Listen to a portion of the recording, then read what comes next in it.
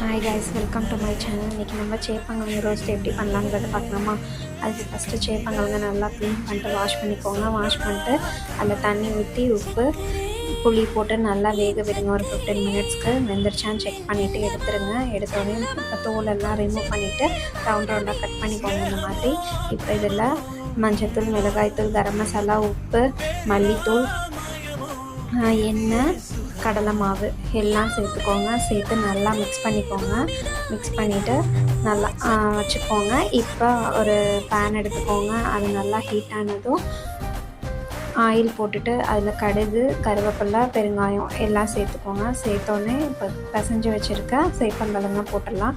போட்டு நல்லா ஒரு 15 மினிட்ஸ் ஃப்ரை பண்ணி எடுத்திங்கன்னா அருமையான சேப்பங்கிழங்கு ரோஸ்ட் ரெடி.